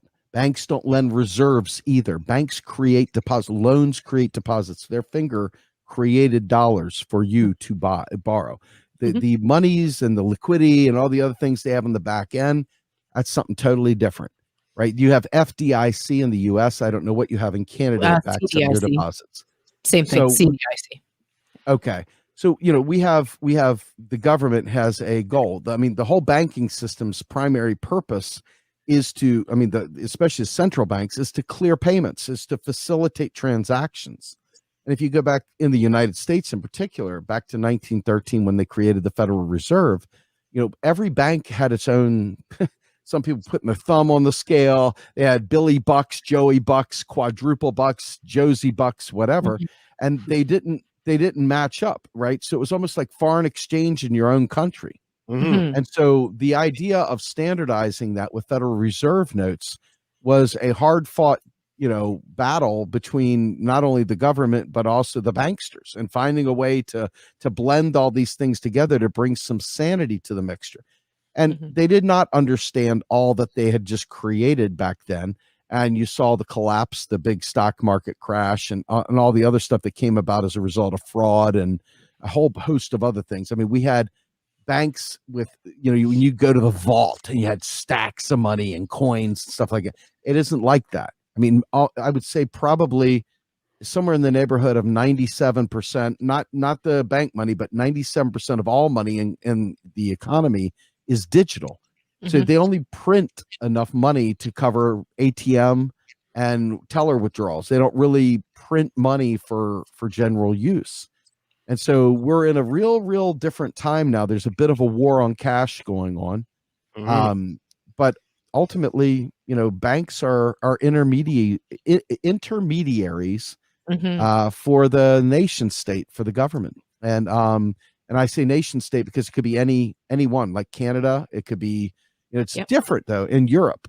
Europe, I don't know if you all want to take a trip over to Europe with me real quickly. Sure. But in Europe, it's very different because Europe is very much like the United States in terms of, like, France is now like Texas, or Greece is like Alabama.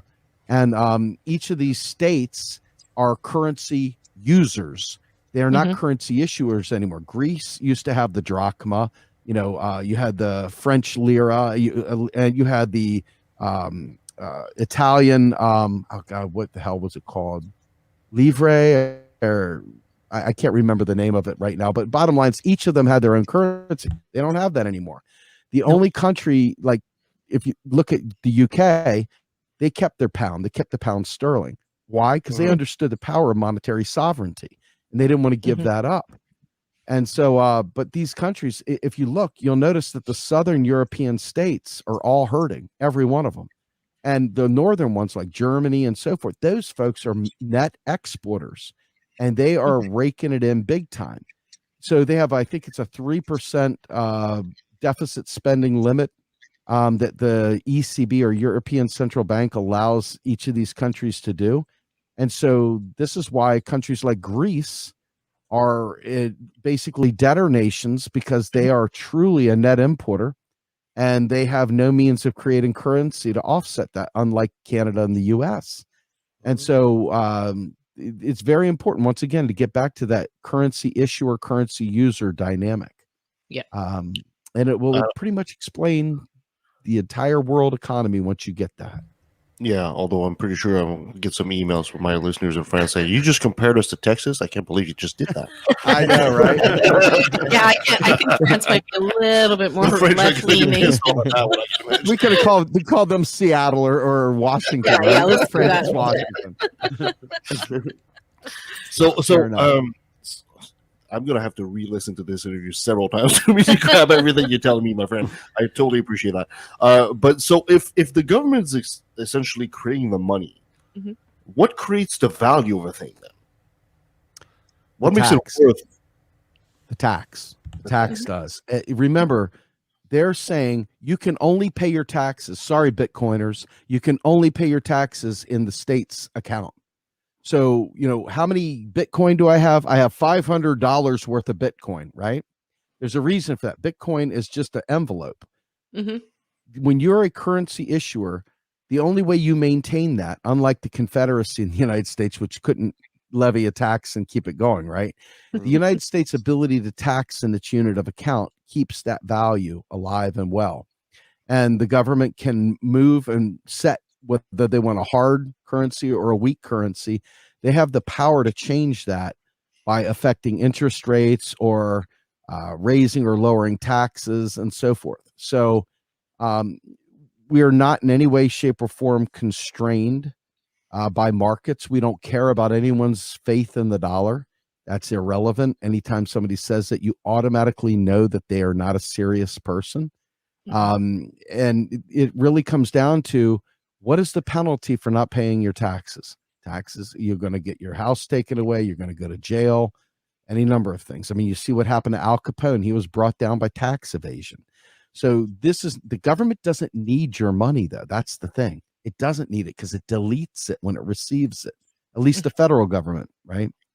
And so what does it need it for? It needs it to hold the value. That's why it does it. It spends first, taxes later.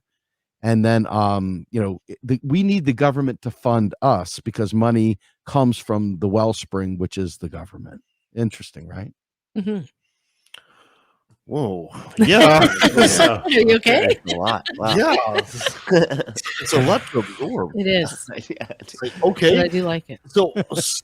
So as far as MMT is concerned at this point, how is it being received as far as economists? I mean, we dealt a little bit before that when you said, a lot of them come from the old school thinking, but are some of them actually starting to see the light? Yes, they are. As a matter of fact, we had a really, really wonderful situation happen here in the U.S. Most people probably wouldn't call it a win because they don't know what they're looking for. but for those of us geeks that follow MMT constantly, John Yarmuth, who is head of the budget committee in the U.S., the ranking Democrat, he came out the other day on C-SPAN and gave a half-hour tour to just crushed it, explained MMT and referenced Stephanie Kelton's book, called it MMT for a change. Somebody literally in power raised it up and said, this is how it works, man. You've been led wrong. This is how it works. So AOC, she one time lifted up the textbook from Bill Mitchell and Randall Wray called Macroeconomics, which is the MMT textbook. And you've seen Rashida Tlaib issue several bills of late. One of them was minting the $1 trillion coin, which is an old MMT gimmick to do away with the debt limit. The other one was you've got Ayanna Pressley now pushing a federal job guarantee. So the squad is largely lining up to be advised by many MMT economists. And you see it in Australia where they're coming around it too. You see it in the UK where it's happening. You see it all over the world. Japan has a debt to GDP ratio of 300%. 300%. And so, you are seeing this happen in different places. It is hard fought. You guys like Richard Wolff who get the workplace dynamic right, but they can't macroeconomically wiggle their way out of a paper bag. You've got a lot of these pundits that are alternative media and in mainstream media even that get it terribly wrong. Either the mainstream gets it terribly wrong, asking the same ridiculous asked and answer question of how you're going to pay for it, or worse, you've got the alt media running around talking about blood libel and the Rothschilds. It's ridiculous. But this is what we're left with. No, the Rothschild. Think about this. I used to joke around. If you know the band Slayer, I used to do, instead of Angel of Death, I would do the Rothschilds, and I would mess around with people with that. But I used to say, hey, look, if you know it's the Rothschilds that are doing these things, why don't we bribe the butler? Get him to poison their Earl Grey or put a bar of soap in the friggin' stall. Game over. We win, suckers. Checkmate, I mean, Perfect. It's so much saucier, so much you can't poison the Rothschild. They're lizard people. You can't. They're immune to that. They just eat gold. You won't poison them. It will make them stronger. It'll only make them multiply. Oh gosh. On files. No. but think about this, right? You're asking why it's so screwed up, right? Look at the idiocy that's surrounded with COVID right now. You've got people coming out of the woodworks with. Do you ever see the movie My Big Fat Greek Wedding? Yes. Yeah. Oh, yeah. Okay. Do you remember the father coming around Windex, squirting everybody with Windex because it solves everything? Here, gargle with some Windex. Here, I'll squirt your arm with some Windex. You got a wart. Here's some Windex, right? It's the same thing with COVID, and it's the same thing with economics. They do the exact same thing because whenever there are questions, there is a cottage industry out there waiting to exploit your lack of knowledge to create some death ray from Saturn, some crazy lunatic fringe idea that's not even a good conspiracy theory.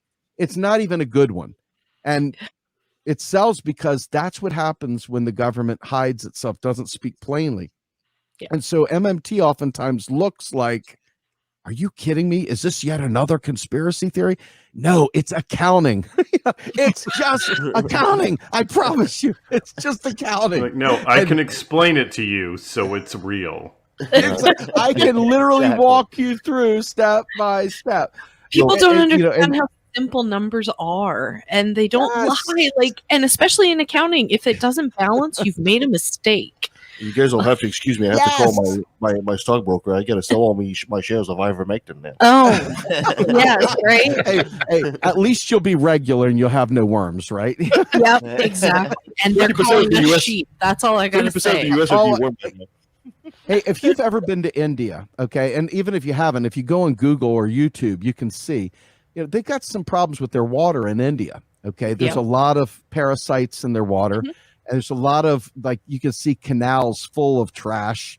It's a pretty filthy place in a lot of ways, and it's unsanitary in some ways. And so, from what the real story is, in India, people do take ivermectin quite a bit because they are deworming themselves. Literally, they are literally getting the waterborne parasites that they took in, and they're getting rid of it. And so, yes, in India they do that, and there's a valid reason for doing that. But that's probably where that whole conspiracy came from. Actually, it could be. That's where it might very well be. There is human grade ivermectin. However, the side effects are horrendous, and they don't give it lightly. They only give it in cases where you need to be dewormed. Yeah, that's right. And COVID is not a worm. No, exactly. No, it's a protein, for crying out loud. I mean, a protein and a lipid at that, right? I mean, it really kind of is. It in and of itself is like just a real nice little box of truth, if you will. It shows you how MMT gets screwed up. It shows you how our medical system gets screwed up. All it takes is just a drop of truth in a story. One little drop of truth, like a drop of ink in a thing of water, and you don't have clear water anymore. That's it. You just destroyed any sense of clarity. And there's a meme. It's a great meme. It's got the squiggle line all over the place, and then it's got this one straight line in the other picture. And it's like, here's how we pay for everything with MMT. Here's how everyone else does it, right? Yeah. And it's true. This is the point. And like I said, I'm so happy to have an accountant on here because you get the jokes. You understand. You literally understand how ridiculous it is. And I think maybe what is more troubling about this than ever is that as a guy like me tries to explain some of these very, very basic principles of macroeconomics that are so vital for us to rally. Can you think of a more central thing that people should be able to unite behind and fight back for? It touched the Green New Deal. It touches Medicare. It touches all these programs that we need to save ourselves from extinction. I mean, from $2 trillion in student debt in the United States, you name it, all these massive things. You can't tax your way to that. If you wanted to give reparations, and let's take Sandy Darity from Duke University's book From Here to Equality, where he puts out basically $15 trillion for the African descendants of slaves, American descendants of slaves, excuse me. And these folks are literally going, how are we going to pay for it? Well, we'll tax this person. You can't come up with 15 trillion. No taxing plus all the other programs. It's preposterous. Just think about it on its face. That's stupid, right? And so I think that if you can get down to brass tacks and say, what is it that you want? What is it you want? If we can think it, if we can dream it, if we can resource it, we can afford it. That's the deal. That's it. If you've got the votes for it, we can afford it. So what do? They purposely play on your ignorance to prevent you from uniting and rallying around the thing that would help you afford it. Literally, this is literally the game. The more control they have of us by keeping us at shitty wages, the more control they have by putting our health care in the employer's hands so that we're stuck and trapped, right? The more control, the more discipline they can put on labor. And this is a standard Marxist thing. You realize that capital is going to grind labor to a nub. It's going to extract as much value out of labor as it can and pocket it. And so MMT, for those Marxists out there who think that we're going to live in a post-money society, good luck with that.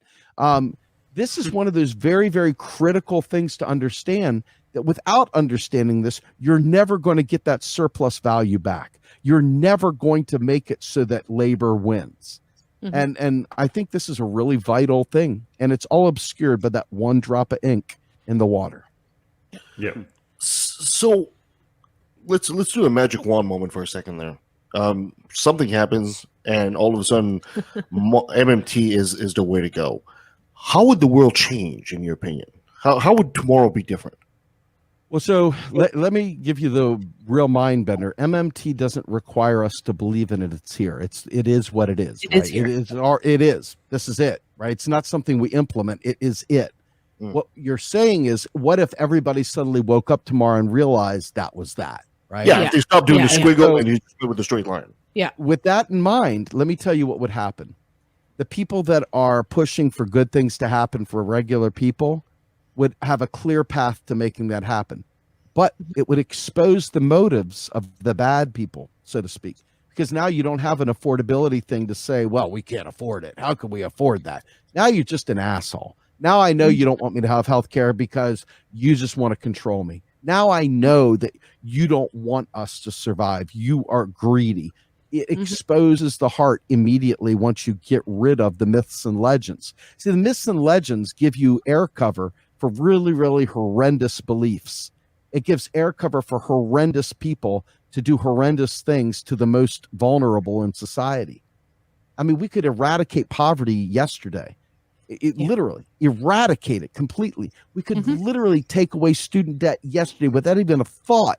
We could have retrofitted every smokestack in the world without even thinking about it. We could have easily put wind farms, solar farms everywhere, on top of every garage, on top of made every solar roadway.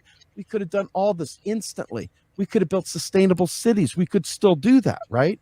All these things, I think, would become reality once the people really realized, instead of looking, well, when will Bernie Sanders tell me it's okay to do that? When will AOC tell me it's okay to do that? That appeal to authority is so great that they're waiting. It's like, oh, when are they going to say it's okay to say this? Well, I'm here to tell you it's okay to say it now and make demands now and organize around this truth now to make real substantive change now. We don't have time. And this is one of the beautiful things is that MMT makes money the least important thing to ever talk about. That's the beauty of MMT. It literally takes money and puts it in the corner and says, you're not important.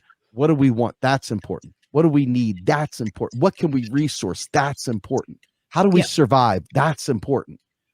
And I think that's the most incredibly important insight that I gained from MMT was money is the least important thing. I used to say money is the poorest of all riches. Well, that's probably some truth to that. You know, think about it. I used to get annoyed with libertarians when they would say stuff like, well, cash isn't real wealth. No, it's not real wealth, but it sure can pay for an awful lot of health care, right? Yep.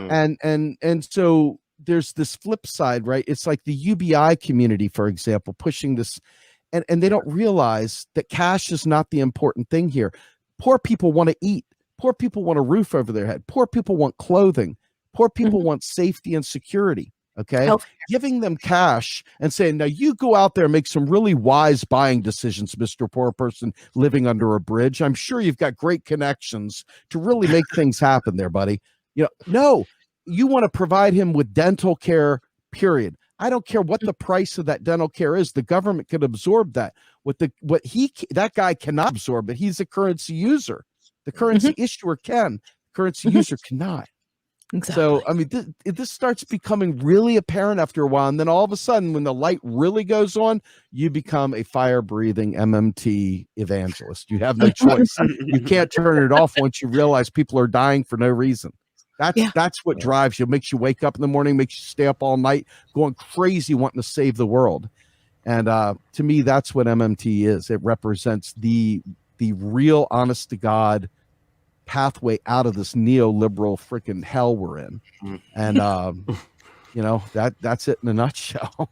Yeah. And that's a great way to end this. It is. Well, and honestly, my hope is that one day the U.S. government wakes up and realizes that humanism is actually kind of a nice thing to do, and Yes. it really doesn't cost all that much.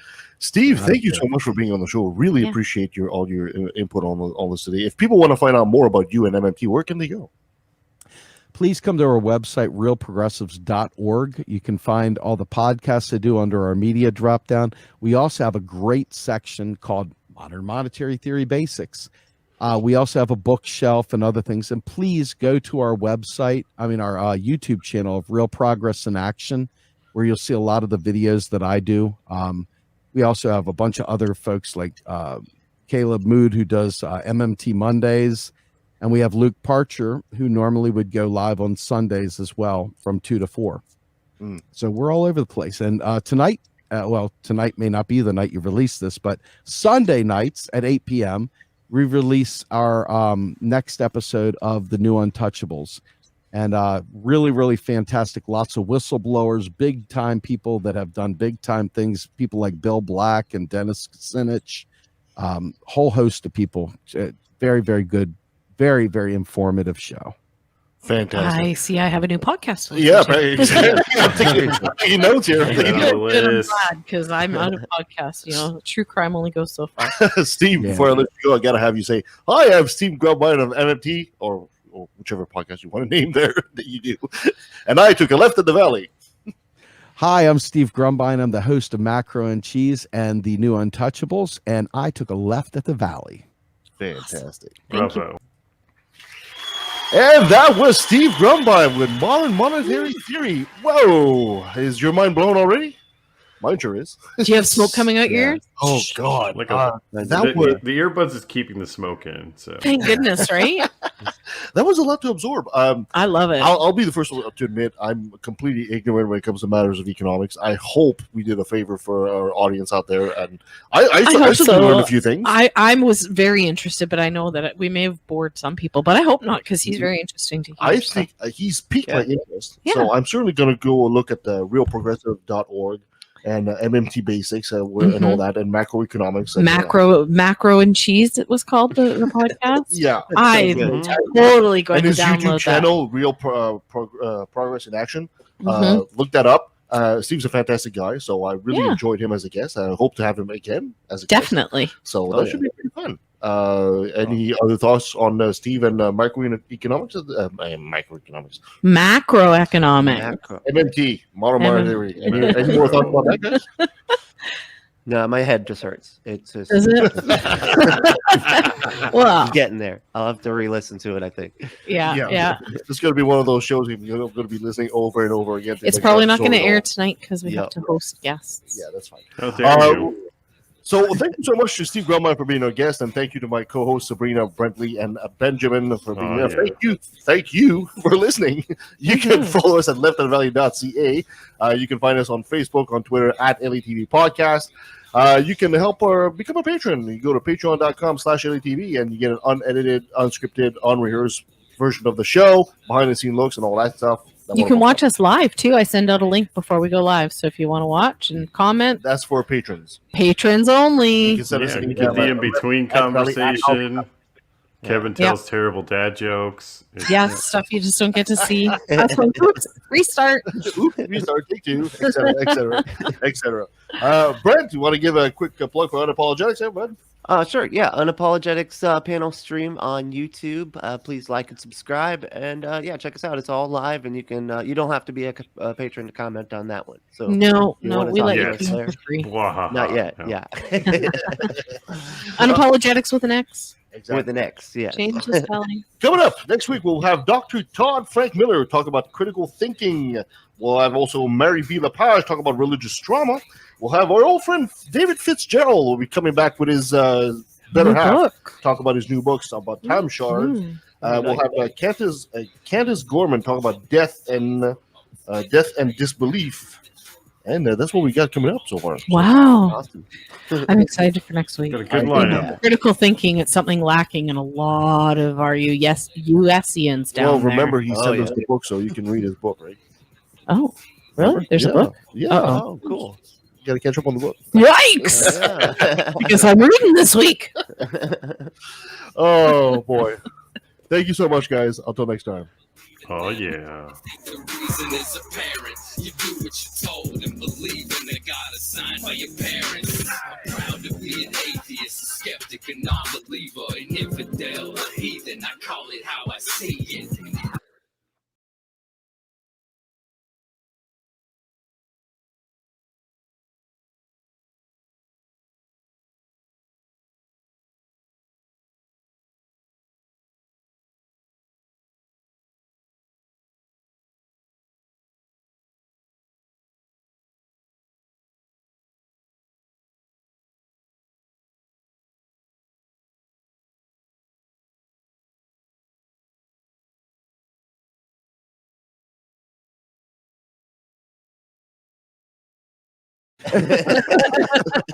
Actually, the funny thing is I kind of look at you.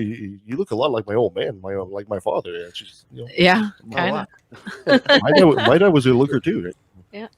You never know. You never know about your parents. And the funny thing is, when Dad died, you never know that your parents are players till they die. And all the women come to the funeral. It's true. My father was absolutely true. My father had like piercing blue eyes, and he had the look, the beard, and the hair just like yours. And no lies, my mother, one of his ex-wife, a girlfriend, and some other random woman came to me and basically told me in confidence, before he passed away, your father told me I was the love of his life. Every single one of them. All four of them. And I'm looking at this and I'm saying, okay. And, my mother said that. And then, his ex-wife at some point said that. And then the girlfriend said that. And I'm not contradicting them because I'm like, oh, really? My mother said the same thing. Yeah. Kevin, I'm your mother. I'm your mother, Kevin. Exactly. And then after that, you get the obituary in the paper. Yes. As the obituary was published, some random woman sent a letter to the editor lamenting his death, like a wailing widow, and we have no idea who this woman is. So I got that my old man apparently was a player. Apparently, I had no idea. Prim and proper dad, no idea, but apparently he was a player. All right.